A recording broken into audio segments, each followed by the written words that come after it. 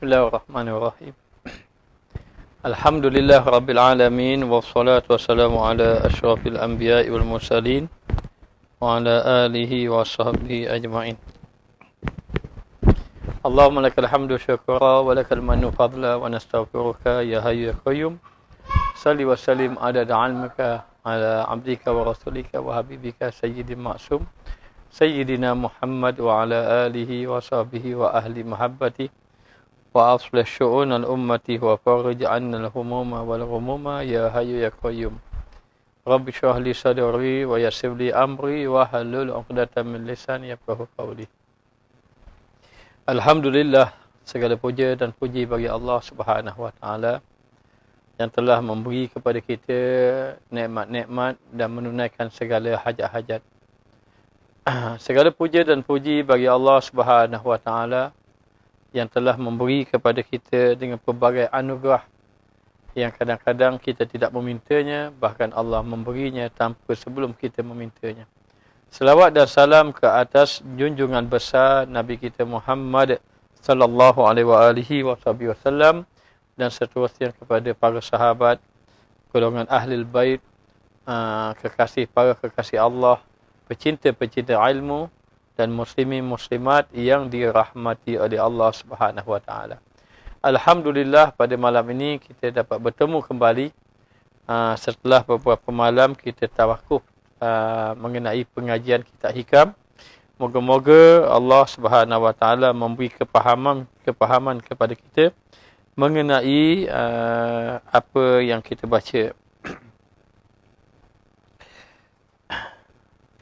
Dan insyaAllah kita akan sampai kepada muka surat 80.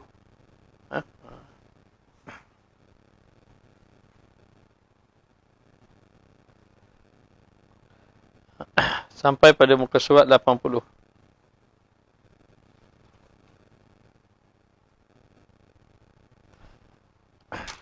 Qala musannif rahimahullahu ta'ala wa nafa'ana bi'ulumihi fid dharain amin. Kaifa tukhraqu laka awaidu wa anta lam tukhriq min nafsikal awaid.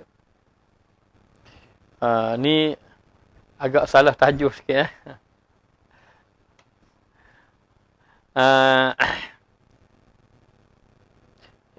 Baik, kita sambung ke surat 80 surat 80.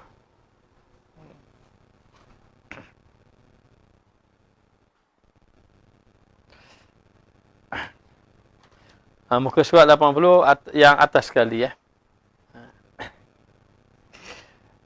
Kaifa tukhraqu laka awaidu wa anta lam tukhriq wa anta lam tukhriq min nafsika al-awaid.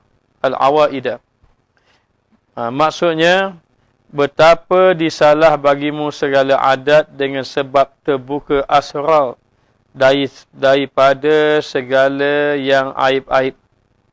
Padahal engkau tiada menyalah segala adat daripada dirimu dengan meninggalkan adabmu yang jahat. Ini berkaitan dengan perkara karamah. Karamah. Maksudnya, betapa salahnya bagimu segala adatmu dengan sebab terbuka asrar. Dengan terbuka asrar daripada segala yang raib-raib. Yang raib, padahal engkau tiada menyalah segala adat daripada dirimu dengan meninggalkan adabmu yang jahat. Ataupun dengan maksudnya bagaimana engkau boleh mempolehi hal-hal yang luar biasa. Dia panggil yang mencari adat. Padahal engkau tidak dapat menembusi kebiasaan buruk kamu daripada nafsu.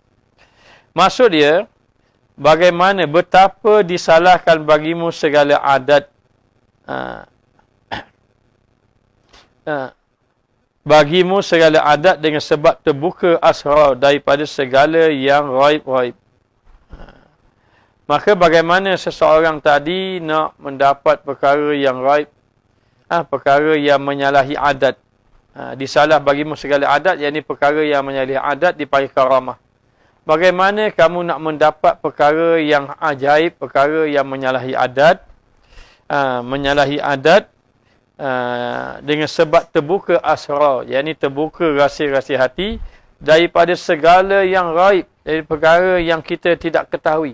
Allah Ta'ala boleh buka, seperti dibukanya kasyaf kepada seseorang.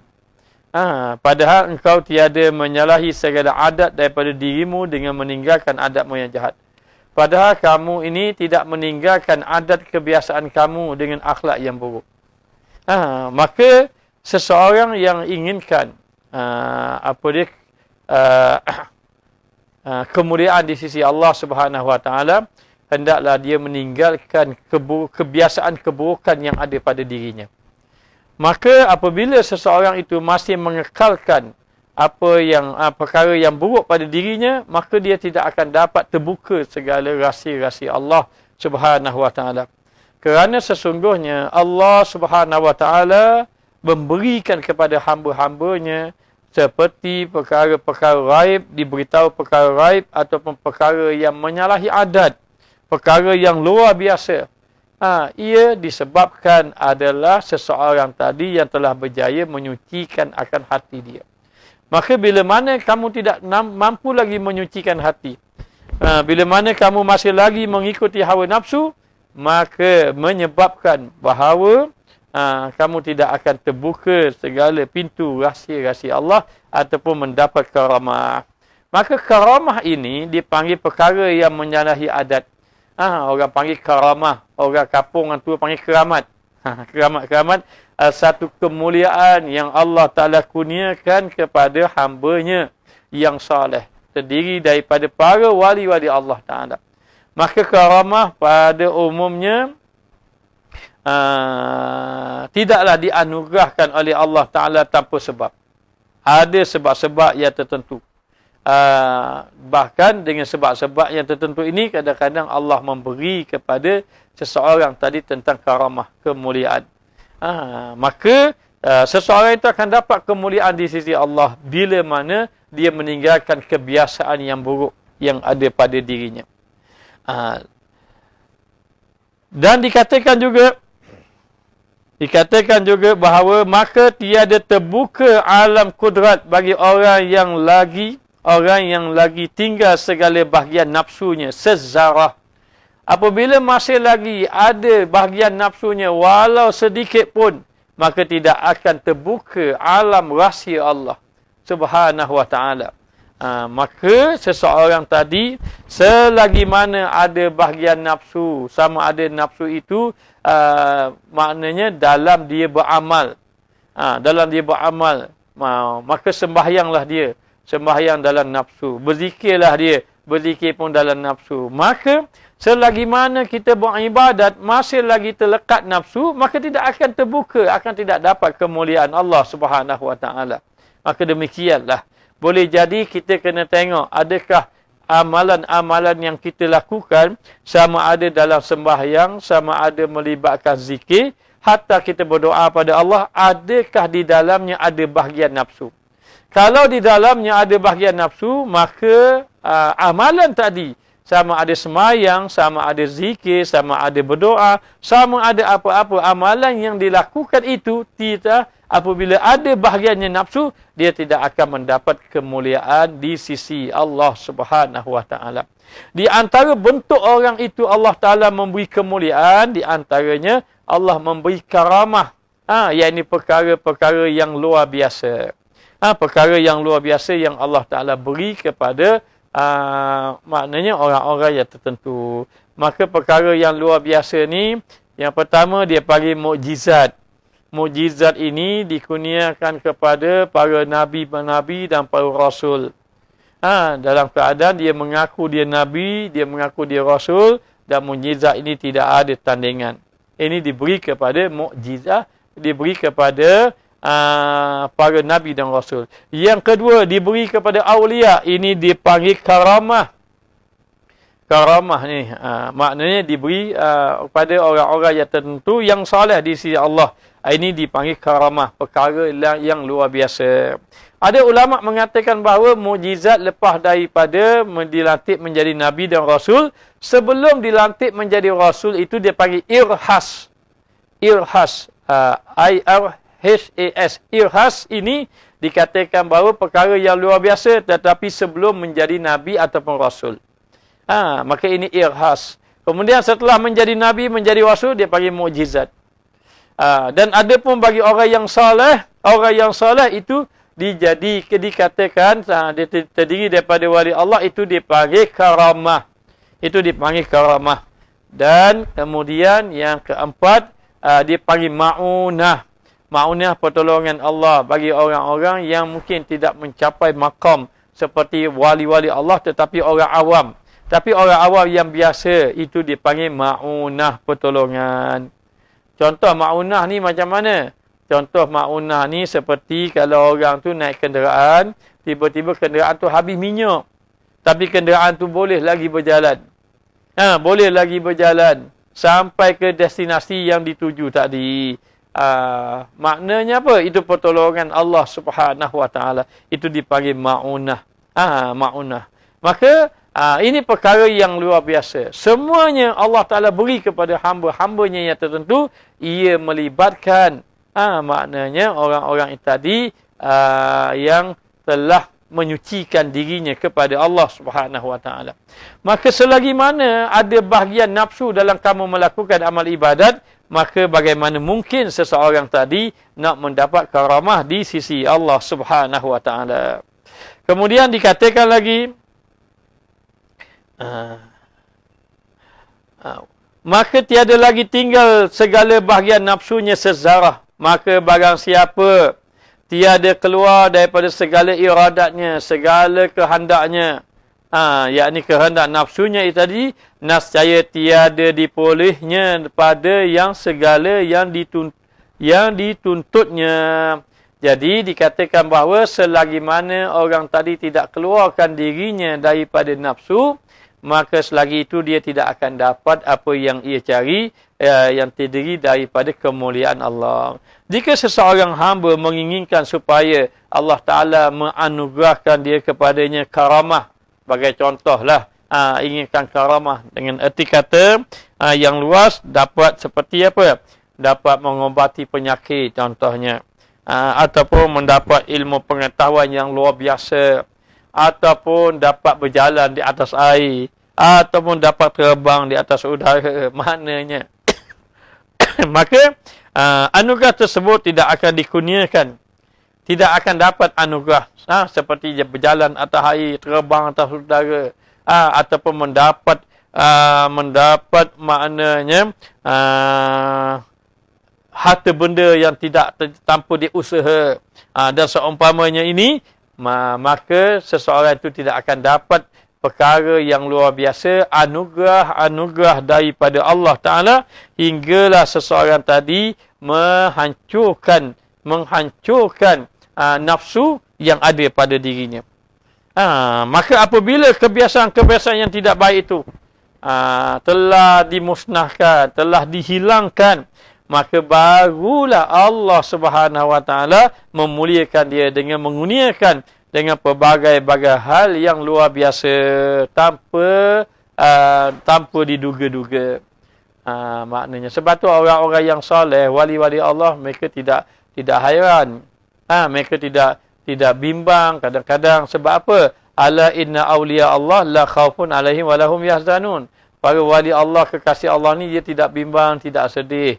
Kadang kurniaan Allah yang Allah Ta'ala bagi pada mereka. Disebabkan apa? Disebabkan mereka adalah orang yang berjaya menghilangkan ataupun yang telah berjaya mengalahkan nafsu. Mengalahkan nafsu tadi. Maka teringat salah seorang tuan guru kita, kalau dia sebut selalu sampai. Dia kata tak ada orang nak bagi kenderaan buruk, besok sampai kenderaan baru. Tak ada orang nak bagi tanah sikit, orang pun datang bagi hadiah tanah. Maknanya dia cakap tu, saya cakap sampai saja apa yang dia cakap. Tapi kita tengok, oh hebat, tuan guru kita ini hebat. Tapi sebenarnya itulah pertolongan daripada Allah Subhanahu Wa Taala disebabkan ia ini telah berjaya menghancurkan nafsu dia.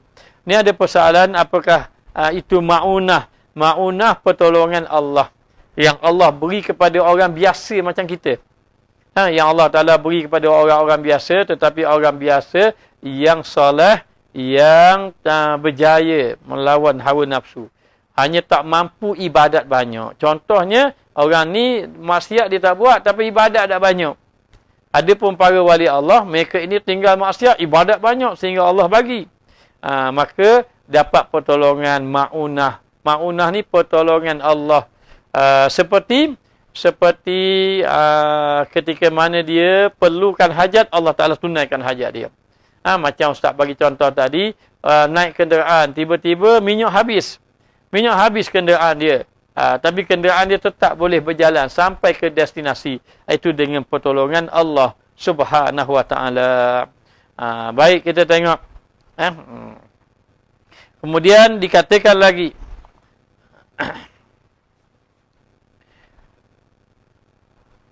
Dan adalah menyalah segala adat. Menyalah segala adat ni perkara yang luar biasa. Perkara yang luar biasa. Adalah menyalah segala adat daripada dirimu itu dengan tahqiq segala adab dalam hadrat Tuhanmu. Seseorang itu mendapat perkara yang luar biasa dalam kehidupan dia adalah disebabkan dia sudah benar adab dia dengan Allah. Allahumma zuqna husnal adab fi jami'il ahwal. Ini di antara doa. Yang dulu kita telah bagi tahu, kalau boleh para jamaah baca doa ini. Allahumma zuqna husnal adab fi jami'il ahwal. Ya Allah, ya Tuhan kami, kurniakanlah kami sebaik-baik adab dalam setiap keadaan. Maka seseorang tadi tidak akan dapat sesuatu yang luar biasa sehingga telah tahqiq dia. Dia telah benar-benar dalam beradab dalam segala ibadat dia kepada Allah. Maka dia telah tahqiq, yakni telah sebenar-benar segala adab, yakni melaksanakan segala adab dalam hadrat Allah. Yakni dalam dia duduk di hadapan Allah. Bila dia duduk di hadapan Allah, dia benar-benar menjaga adab. Maka ketika semayang, dia jaga adab ketika semayang. Ketika dia baca Quran, dia menjaga adab ketika baca Quran. Ketika dia ini berzikir, dia jaga adab dalam berzikir. Ketika dia berada dalam majlis ilmu, dia beradab dalam majlis ilmu. Setelah segala adab itu, dia benar-benar tahqiq, benar-benar dia laksanakan. Ketika dia di hadrat Allah Ta'ala, maka Allah Ta'ala akan kurniakan kepada dia perkara yang luar biasa. Perkara yang menyalahi adat. Ini kita kena percaya karamah. Kata ulama, tidak boleh kita menolak karamah. Kerana karamah ini salah satu bentuk keimanan kita kepada Allah Subhanahu Wa Ta'ala. Dalam rukuk iman memang tidak ada percaya pada karamah. Tetapi dalam rukuk iman ada percaya pada kitab. Percaya pada Al-Quran. Dan di dalam Al-Quran ada menceritakan tentang keajaiban, karamah-karamah. Seperti Siti Maryam yang beribadat-ibadat, tiba-tiba ada makanan depan matanya. Maknanya, ini karamah yang Allah Ta'ala cerita di dalam Al-Quran. Maka kita wajib mempercayainya. Maka seseorang tadi, bila betul-betul dia sudah jaga adab dia dengan Allah, dan dia jaga dalam sekian amal ibadat dia kepada Allah Ta'ala, maka Allah mengurniakan kepada dia perkara-perkara yang luar biasa. Dan yang demikian itu dengan 3 perkara. Macam mana nak dapat karamah ini? Maknanya di antara sebab seseorang itu mendapat karamah dengan sebab 3. Apa dia? Yang pertama mendirikan fardu, yakni dia menjaga ibadat-ibadat yang wajib. Ibadat wajib dia jaga. Seperti dia menjaga sembahyang. Seperti bagaimana menjaga sembahyang? Seperti sembahyang di awal waktu. Sembahyang berjemaah. Menjaga kekhusyukan di dalam sembahyang. Maka yang pertama yang menyebabkan Allah Ta'ala memberi karamah kepada dia, yakni mendirikan fardu. Maka Fardu itu ibadat yang wajib. Sama ada sembahyang, sama ada puasa, sama ada dia mengerjakan ibadat zakat ataupun haji dan seumpamanya itu. Dan ketika mana sahaja dia menunaikan ibadat yang wajib, dia menunaikan dengan sebaik-baik. Itu tanda orang-orang yang saleh di sisi Allah. Maka yang pertama, dia menunaikan yang wajib.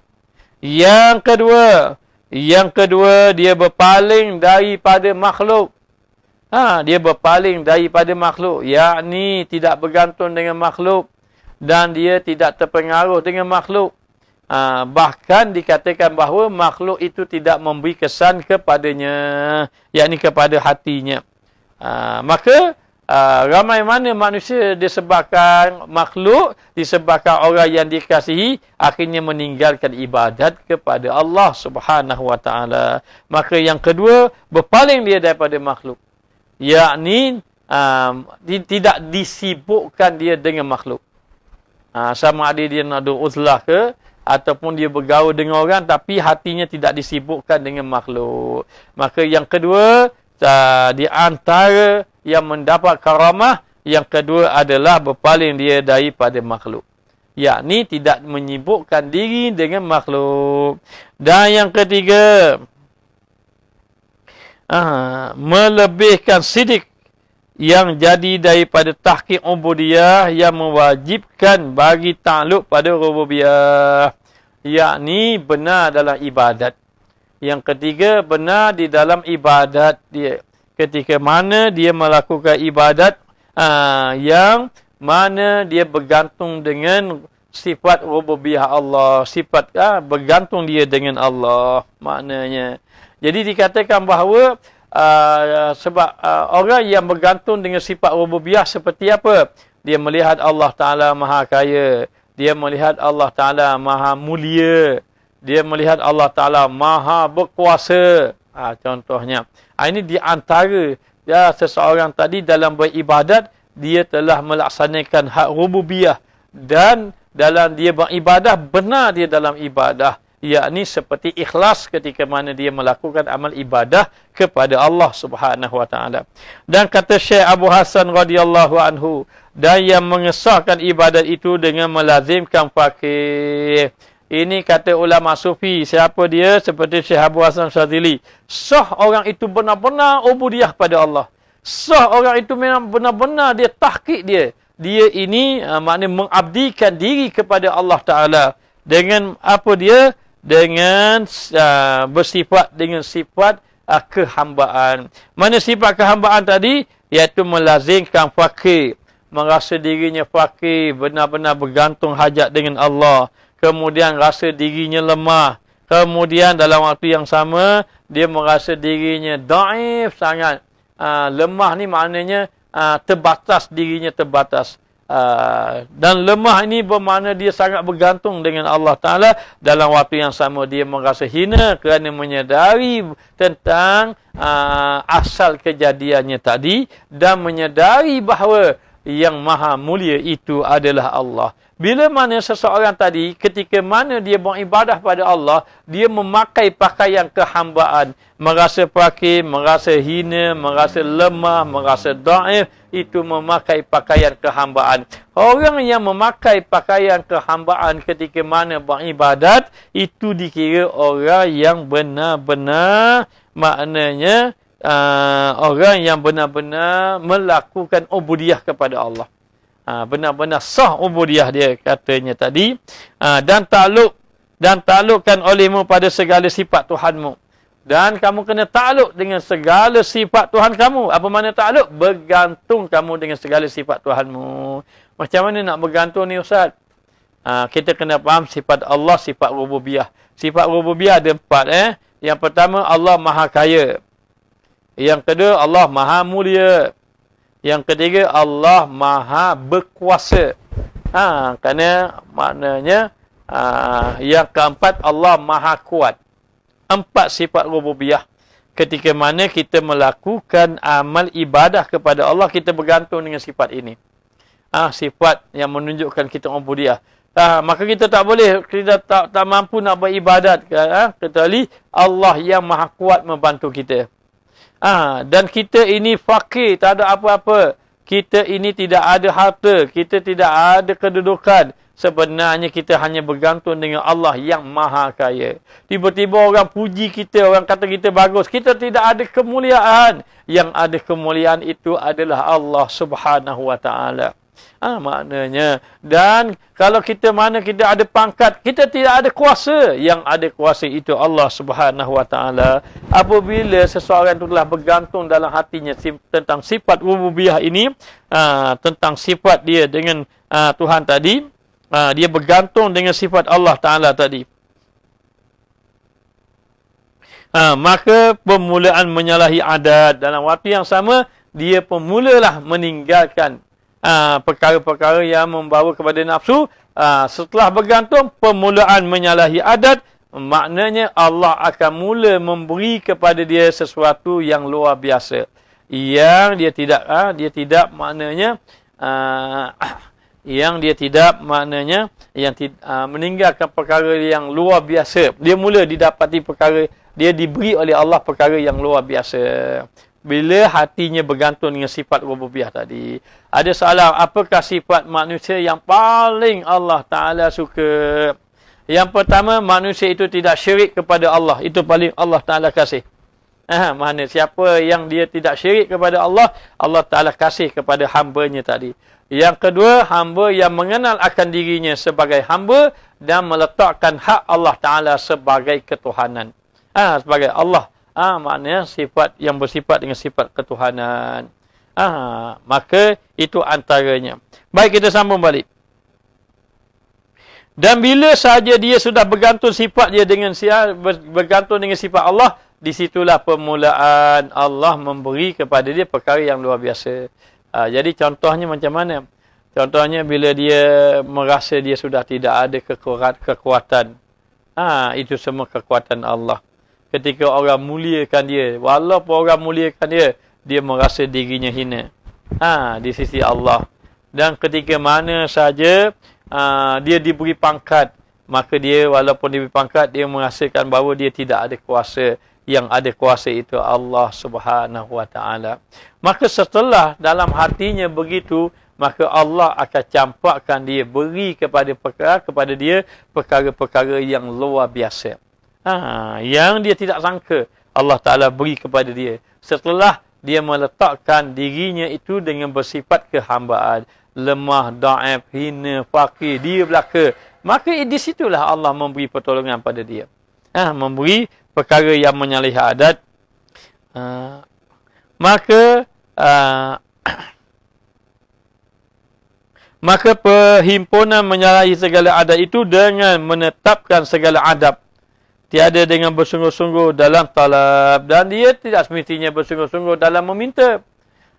Dan bila sahaja dia ini, maknanya menghimpunkan segala adab dia dengan Allah, maka Allah memberi kepada dia tanpa dia meminta-minta. Sebab itu sang wali Allah, dia tak banyak minta. Dia tidak banyak minta. Kerana apa? Kerana dia tahu dia sebagai hamba, maka dia menyibukkan diri dengan ibadah. Bila dia sibukkan diri dengan ibadah, tanpa dia meminta-minta, Allah Ta'ala bagi. Dan bila Allah memberi kepada dia itu, itulah di antara dikatakan perkara karamah yang Allah datangkan kemuliaan kepada dia. Jadi begitulah. Kadang-kadang tanpa dia minta, tiba-tiba dia berjalan atas air. Tanpa dia meminta, tiba-tiba boleh pergi ke satu tempat dengan sekelip mata. Ini orang para wali Allah Ta'ala ni, dia dapat itu dengan sebab apa? Dia bukan kerana sebab dia sungguh minta jadi wali, tidak. Dia itu mendapat itu dengan sebab kesungguhan dia melawan hawa nafsu. Baik, kita sambung lagi.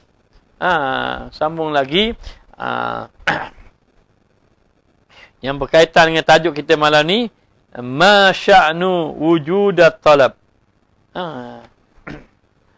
Ma sya'nu wujudut talab, innama sya'nu an tawziqa husnal adab. Tiada pekerjaan kepujian yang menyalahi segala adat itu wujud dituntut. Maknanya apa-apa permintaan Tiada pekerjaan yang kepujian pada menyalahi segala adat itu wujud tuntut. Hanya senya pekerjaan itu bahawa dianugerahi engkau akan sebaik-baik adab. Jadi dikatakan bahawa perkara yang menyalahi adat yang Allah Ta'ala beri kepada seseorang itu bukan sabit dia banyak meminta. Tetapi disebabkan baik adab dia dengan Allah.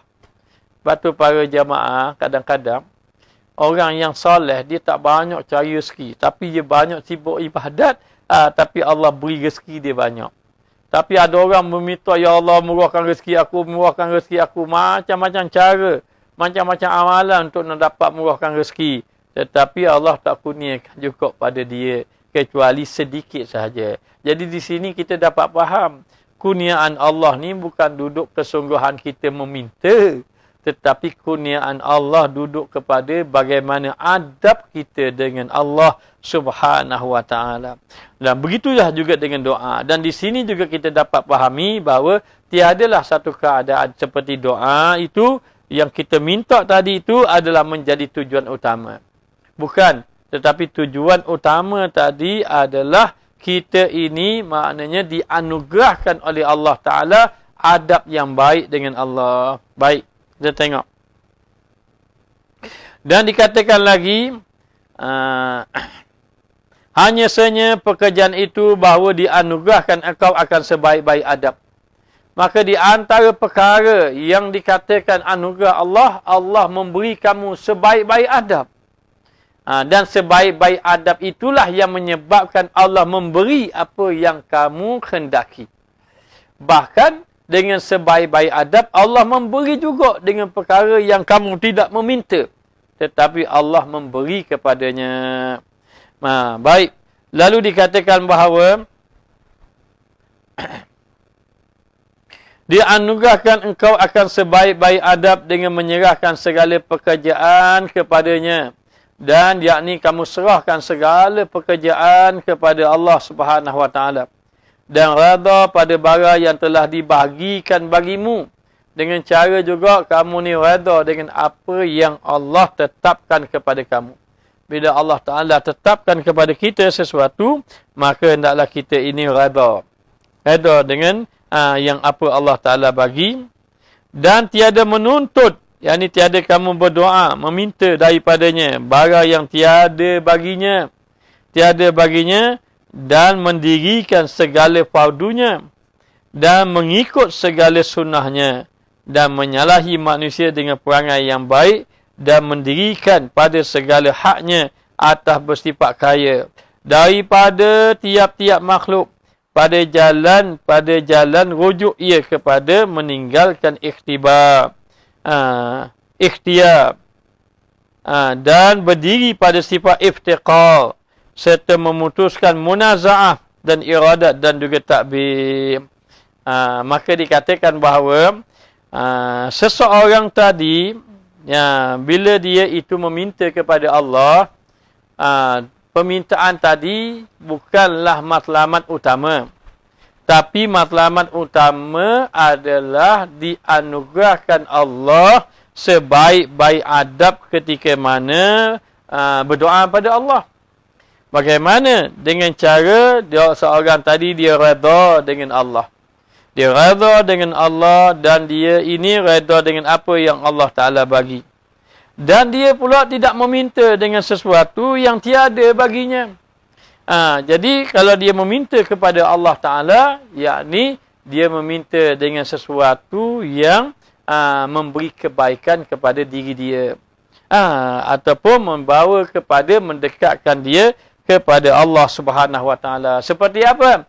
Seperti dia meminta untuk menjadi orang yang ikhlas dalam amal. Itu baru ya. Ikhlas di dalam amal.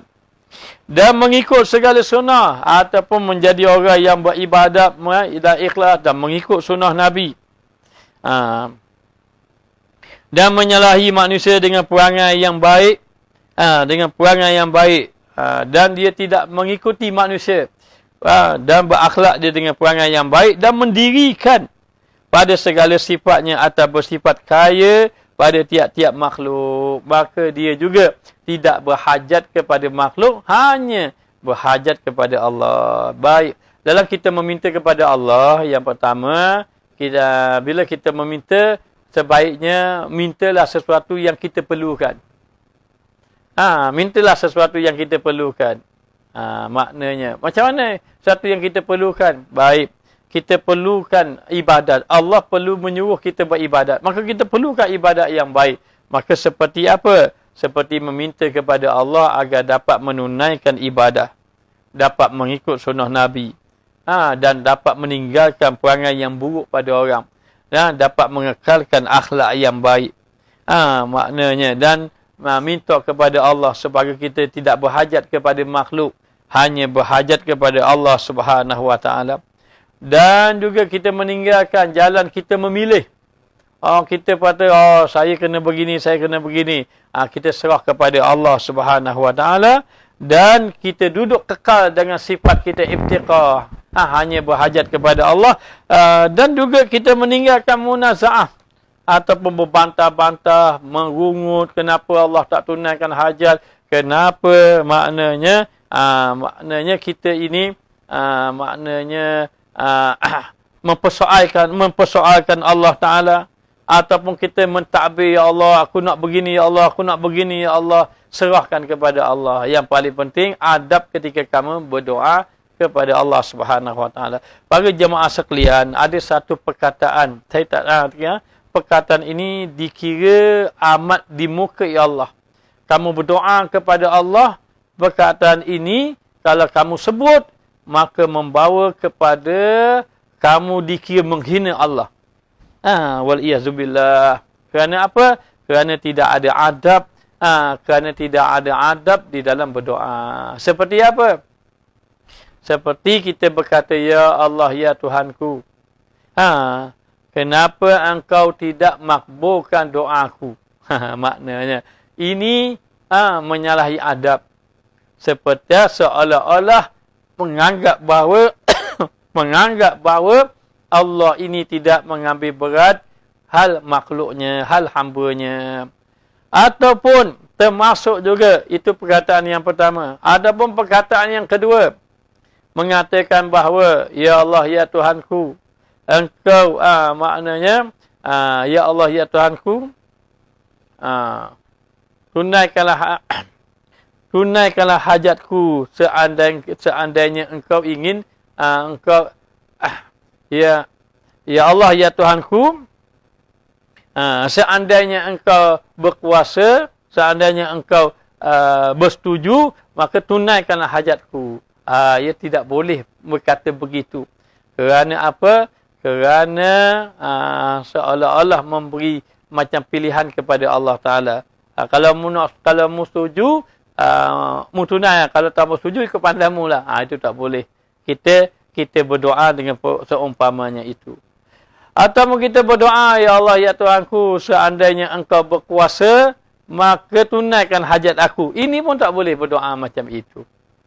Bahkan macam mana kita berdoa dalam keadaan kita yakin Allah Ta'ala kabulkan. Kita yakin Allah Ta'ala kabulkan. Atau kita berkata, ya Allah, ya Tuhanku, kenapa engkau tidak tunaikan hajat aku? Itu juga tidak boleh mengatakan demikian. Kerana apa? Kerana sesungguhnya Allah Ta'ala telah berjanji bahawa segala permintaan itu akan ditunaikan oleh Allah. Baik, dalam doa terpecah pada dua. Satu dia panggil doa meminta. Yang kedua dia panggil doa memuji. Maka doa memuji lebih afdal daripada doa meminta.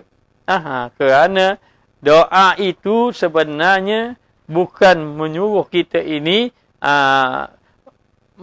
menginginkan mengikut kehendak nafsu kita, tetapi doa itu adalah menginginkan kita menyedari bahawa keadaan kita ini hanya berhajat kepada Allah Subhanahu Wa Taala.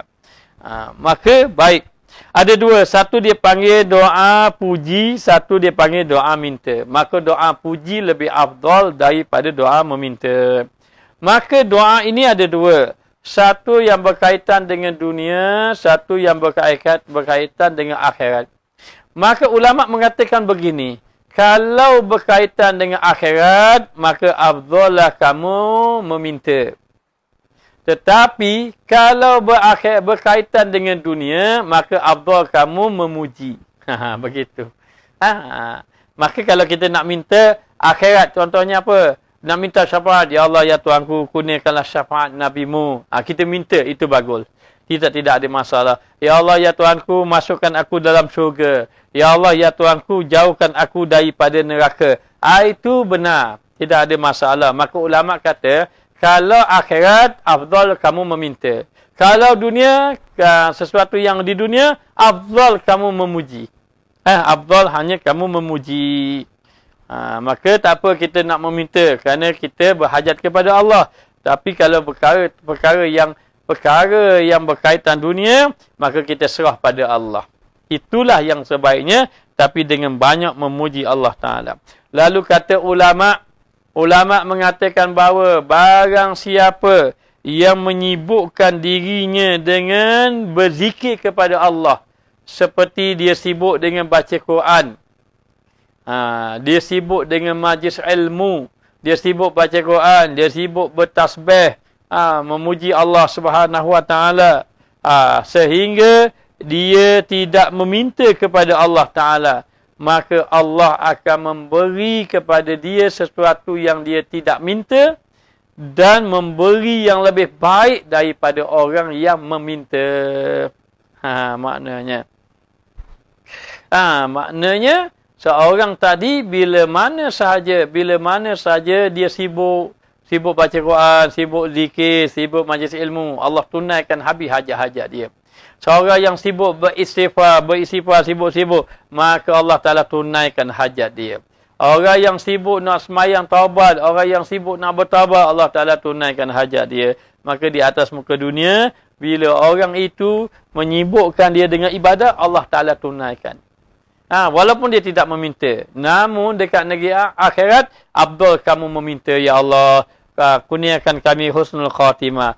Kurniakan kami keselamatan ketika pada mahsyar. Kurniakan kami mendapat surat amalan di sebelah kanan. Kurniakan kami diberatkan amalan. Kurniakan kami syafaat Nabi. Kurniakan kami selamat daripada titian siratal mustaqim. Itu tidak mengapa kita meminta kepada Allah Subhanahu Wa Taala. Baik. Kemudian dikatakan lagi,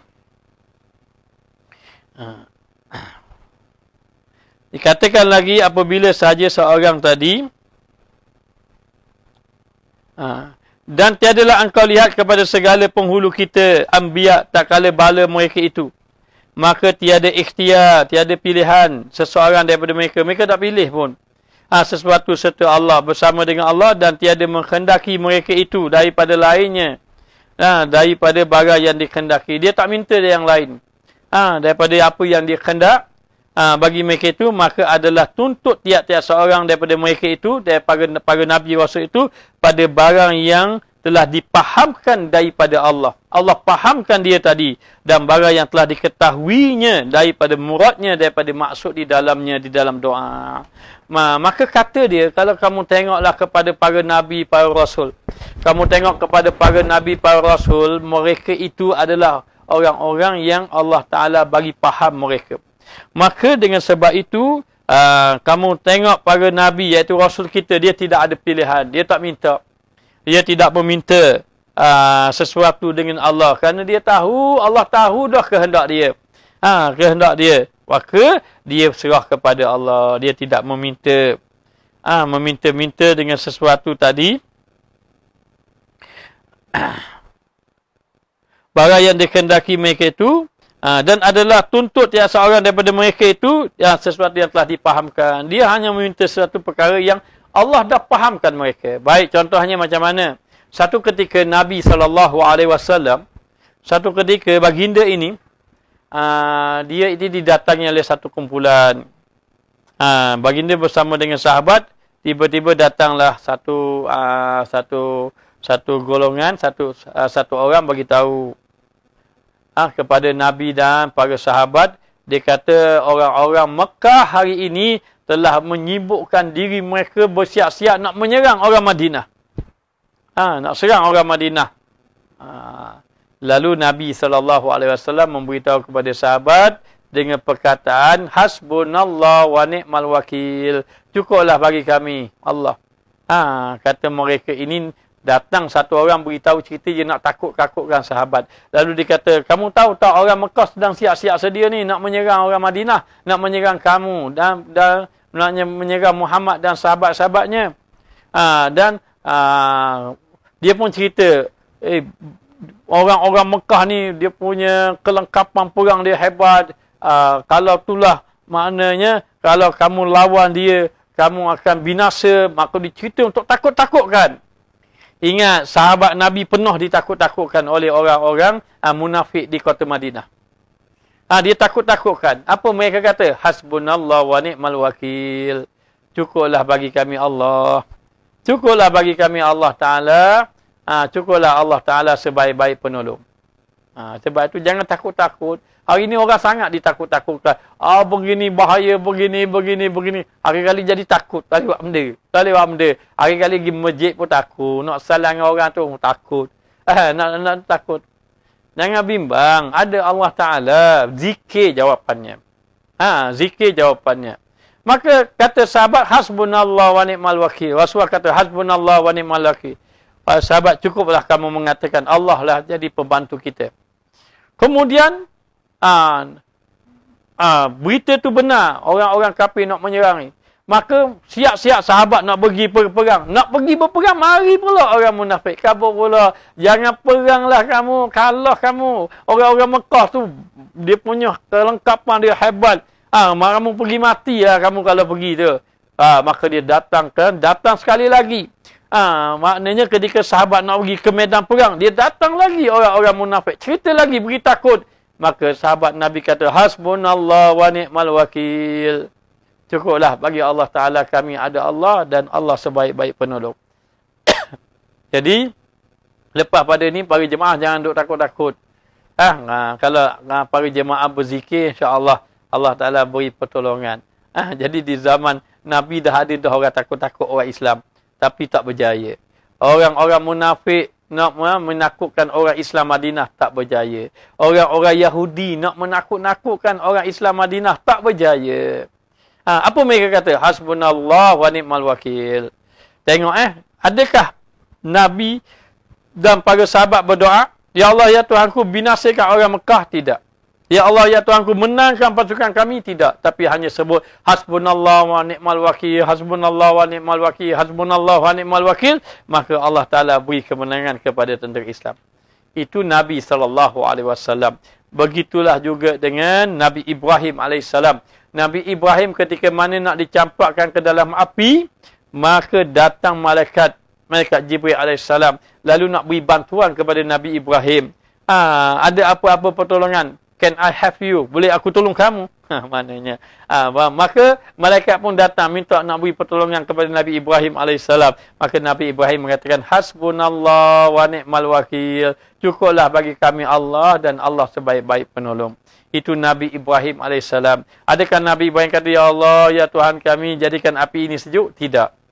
Ya Allah, ya Tuhan kami, selamatkanlah kami daripada dicampak dalam api. Adakah dia minta? Tidak. Dan Nabi Ibrahim minta apa? Nabi Ibrahim hanya mengatakan hasbunallah wa ni'mal wakil. Tidak berdoa supaya dia selamat daripada api. Tidak. Tapi apa yang berlaku? Allah selamatkan Nabi Ibrahim daripada api. Kemudian berlaku pada Nabi Yunus AS. Nabi Yunus masuk dalam perut ikan. Bila Nabi Yunus masuk dalam perut ikan, duduk dalam gelap dalam perut ikan. Tapi Nabi Yunus, dia tak kata, ya Allah, ya Tuhanku, keluarkan aku daripada perut ikan. Nabi Yunus mengatakan, la ilaha illa anta subhanaka inni kuntu minaz zalimin. Ya Allah, ya Tuhanku, maha suci engkau, sesungguhnya tiada Tuhan melainkan engkau, sesungguhnya aku telah menzalimi diri aku sendiri. Di sini kita kena faham. Maknanya betapa pentingnya mengenai kita ini memahami adab kita dengan Allah.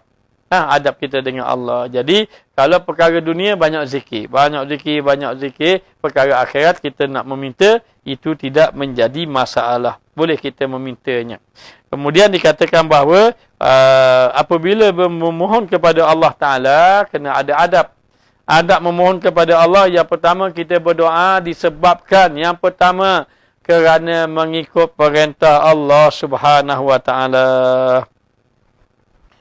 Maknanya mengikut perintah Allah Subhanahu wa taala.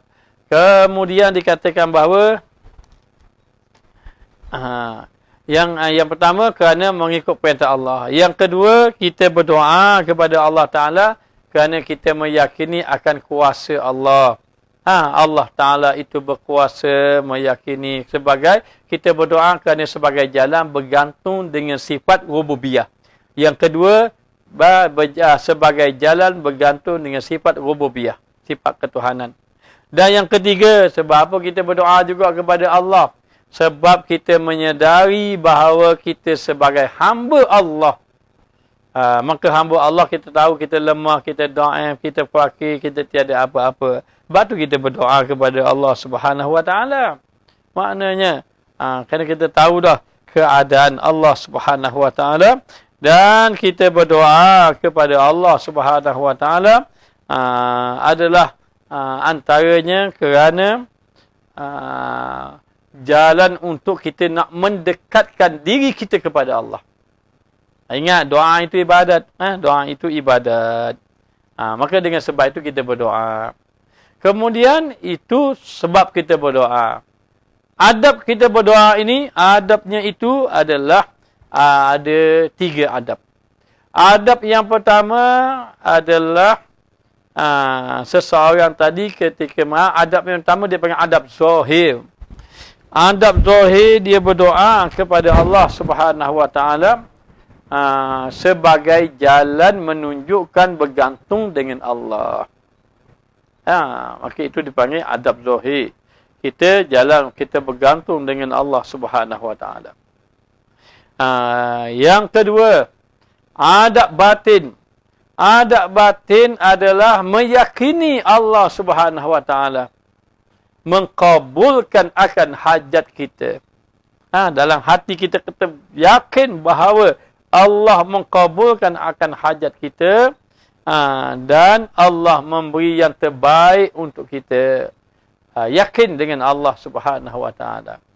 Dan yang ketiga, adab itu yang ketiga ini berkaitan zahir dan batin. Apa dia? Seperti maknanya mengangkat kedua tangan. Mengangkat kedua tangan, kemudian berdoa dengan kalimah-kalimah yang baik, kemudian berdoa dalam keadaan tunduk kepada Allah Subhanahu wa taala dengan penuh rasa kehambaan, kemudian berdoa kepada Allah Subhanahu wa taala dengan menghadap ke arah kiblat dan seumpamanya. Banyak itu ada adab itu. Tapi yang besarnya kita ini yang tadi kita dalam hati kita yakin dengan Allah Taala, dan yang kedua kita ini melaksanakan ataupun sifat kehambaan kita kepada Allah Subhanahu wa taala. Maka dikatakan berdoa kepada Allah Taala ini pastikan jangan ada didorongi oleh nafsu. Didorongi oleh nafsu ataupun kepentingan-kepentingan tertentu. Itu yang pertama. Dan yang kedua, ketika mana kita berdoa tadi, hendaklah kita menyerah diri kepada Allah setelah kita berdoa. Maka dengan di sini, agar doa kita ini menjadi kabul, Allah Ta'ala menerima doa kita, maka kita yakin dengan Allah Ta'ala bahawa Allah Ta'ala itu maha baik, dia akan sentiasa menolong akan hamba-hambanya. Baik, sikit lagi. Dan dikatakan bahawa itu para Nabi, para Rasul, mereka itu tak banyak berdoa. Bahkan mereka banyak mengingati Allah Ta'ala. Lalu Allah Ta'ala tunaikan akan hajat-hajat mereka. Tidakkah engkau lihat kepada Sayyidina Ibrahim AS tak kala diketahuinya bahawa murad Allah, kehendak Allah Ta'ala daripadanya menyerahkan diri di dalam hal balanya, hal ujiannya. Allah Ta'ala perintah pada Nabi Ibrahim. Dan jatuhnya dalam api ujian dia, dan datang Jibril kepadanya dan kata Jibril, adakah bagimu hajat? Alakah hajatan? Kata malaikat pada Nabi Ibrahim ketika mana Nabi Ibrahim nak dicampakkan dalam api, adakah kamu ada hajat? Maka katanya, kata Nabi Ibrahim. Dan kata Jibril, pinta olehmu akan Allah Ta'ala. Kalau kamu ada hajat, minta dengan Allah Ta'ala. Lalu kata Nabi Ibrahim AS, ada pun kepadamu maka tiada ada hajatku. Ketika tu Nabi Ibrahim nak dicampakkan dalam api. Lalu malaikat Jibril kata, kamu ada hajat ke? Katanya Nabi Ibrahim, kalau dengan kamu aku tak ada hajat. Tidak ada hajat dengan kamu. Maknanya Nabi Ibrahim nak dicampak dalam api dah.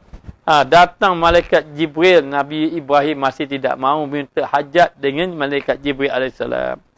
Adapun kepada Allah, dia kata, maka ada hajatku. Kalaulah dengan Allah aku berhajat, kata Nabi Ibrahim. Maka kata Jibril, pinta olehmu akan Allah. Kalau gitu meminta, maka katanya telah memadailah padaku daripada pintaku tahunya pada halku. Katanya malaikat Jibril, memintalah dengan Allah Ta'ala. Kata Nabi Ibrahim, Allah dah tahu dah hajat keperluan aku. Selepas daripada itu, bila kata Nabi Ibrahim, Allah dah tahu dah hajat aku, maka Nabi Ibrahim pun tidak meminta agar diselamatkan, Allah selamatkan. Allah Ta'ala kata pada api, Kulna ya narukuni baudan wa salaman ala Ibrahim. Wahai api, jadilah kamu sejuk dan selamat kepada Nabi Ibrahim AS. Ini contoh. Maka kepada lisan halnya AS, maka dia berdoa, tapi berdoa lisanul hal. Menunjuk kepada bukti bahawa perbuatannya itu benar-benar berhajat kepada Allah. Maka aku telah menyerahkan kepada Allah Ta'ala, maka betapa aku iktirad kepadanya. Maka katanya Nabi Ibrahim, dah aku serah diri pada Allah. Mana mungkin aku nak menentang Allah. Berpaling daripada Allah. Maka dia serah kepada Allah. Kerana dia tahu Allah Ta'ala itu benar-benar mengetahui akan hajatnya. Maka adalah Nabi SAW tak kala dipilihkannya antara ada ia Nabi Malik ataupun Nabi Fakir. Ketika mana Allah Ta'ala beri pilihan kepada Nabi kita Muhammad SAW, mu jadi Nabi dan kamu jadi raja. Nabi Malik jadi Nabi dan raja. Ataupun mu jadi Nabi mu fakir. Mana mu nak? Kalau orang tanya, Ustaz diberi ilmu dan kaya ataupun Ustaz diberi ilmu dan miskin? Mana Ustaz nak? Maka jawapannya jelas. Dapat tahu lalu dah. Nak ilmu dan kaya. Tapi Nabi kita Muhammad SAW diberi pilihan.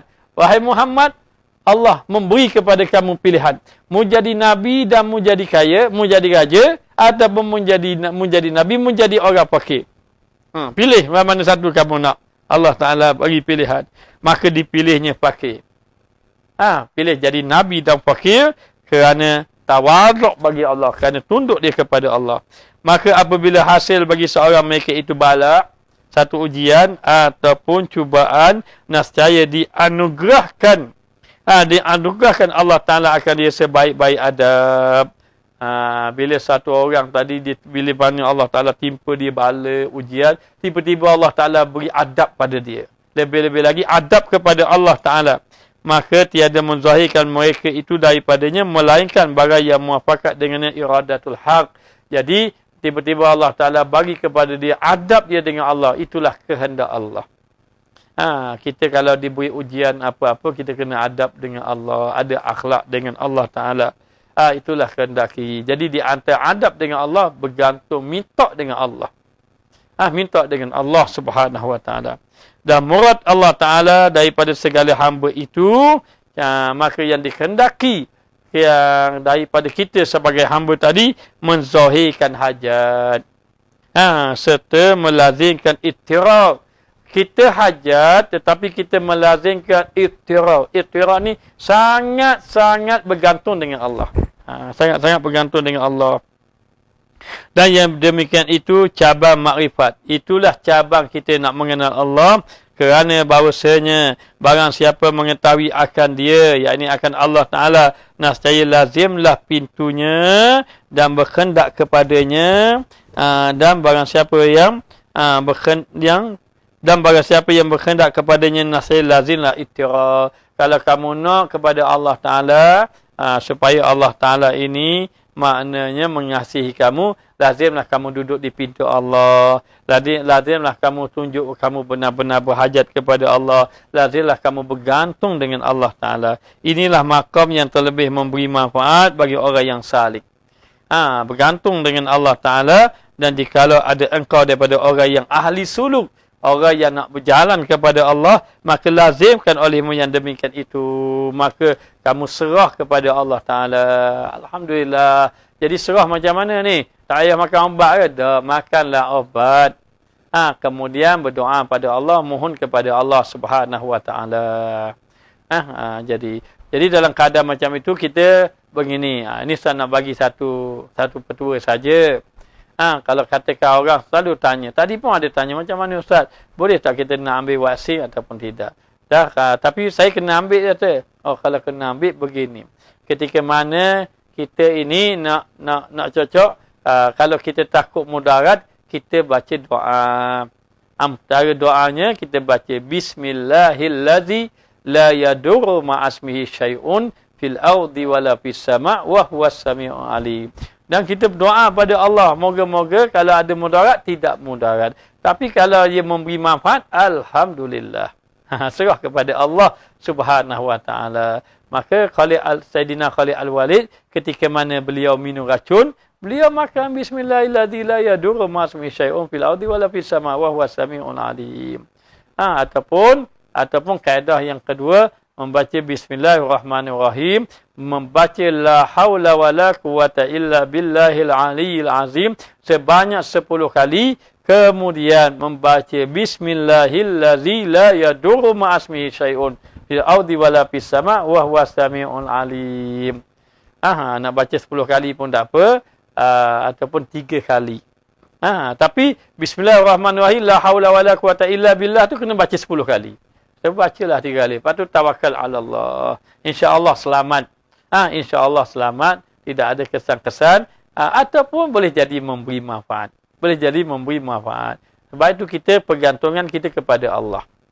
Usaha tetap usaha. Tapi pergantungan dengan Allah. Dan minta dengan Allah Ta'ala. Maknanya. Apabila kita meminta. Dan kita menyerahkan kepada Allah. Allah memberi yang terbaik daripada apa yang kita minta. Jadi sekadar inilah saja yang dapat disampaikan. Alhamdulillah, setelah 2 hari kita berhenti. Dan insya-Allah dengan izin Allah mungkin kita akan sambung pula malam besok insya-Allah. Jadi sekadar ini saja yang dapat disampaikan. Dan Ustaz sudahi dengan wabillahi taufiq wal hidayah. Wassalamualaikum warahmatullahi wabarakatuh.